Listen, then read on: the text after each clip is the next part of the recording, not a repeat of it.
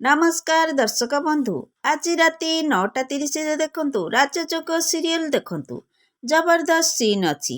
ଏବେ ପୁଣି ଥରେ ରିଷଭ ଆଉ ରିୟାର ଖରାପ ନଜର ସମସ୍ତଙ୍କ ସାମ୍ନାରେ ଧରା ପଡ଼ିଲା। ହଁ ଦର୍ଶକ ବନ୍ଧୁ, ଆଜିର ଭିଡ଼ିଓଟିକୁ ଶେଷ ପର୍ଯ୍ୟନ୍ତ ଦେଖନ୍ତୁ, ସବୁ କିଛି ଜାଣିପାରିବେ।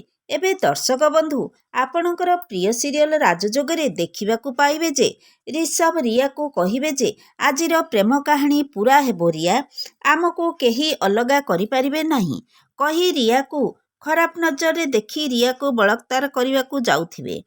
ରିଷଭ ଠିକ୍ ସେତିକିବେଳେ ଆଦିତି ଆଉ ସିଦ୍ ଚାଲି ଆସିବେ। ଘର ପରିବାର ଏସବୁ ଦେଖି ଆଶ୍ଚର୍ଯ୍ୟ ହୋଇଯିବେ।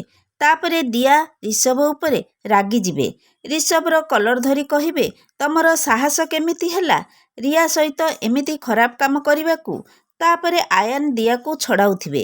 ଦିଆ କହିବେ, ଆୟାନ ମୋତେ ଛାଡ଼। ତାପରେ ଆୟାନ କହିବେ, ଦିଆ ତାକୁ ଛାଡ଼ କହି ଛଡ଼େଇବେ।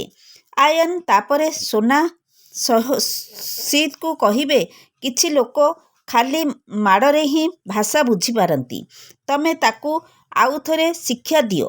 ରିଷଭକୁ ତଳେ ଠେଲିଦେବେ ଆଉ ମାଡ଼ ଉପରେ ମାଡ଼ ମାରିବେ। ଏସବୁ ଘର ପରିବାର ଦେଖି ଆଶ୍ଚର୍ଯ୍ୟ ହୋଇଯିବେ। ଏବେ ଦର୍ଶକ ବନ୍ଧୁ, ଆଦିତି ରିଷଭକୁ କ'ଣ କ୍ଷମା କରିବେ ନା ଧକ୍କା ମାରି ଘରୁ ବାହାର କରିଦେବେ? କମେଣ୍ଟ ମାଧ୍ୟମରେ ଜଣାଇ ଦିଅନ୍ତୁ। ଆଜି ରାତି 9:30ରେ ଦେଖନ୍ତୁ ରାଜଯୋଗ ସିରିଏଲ।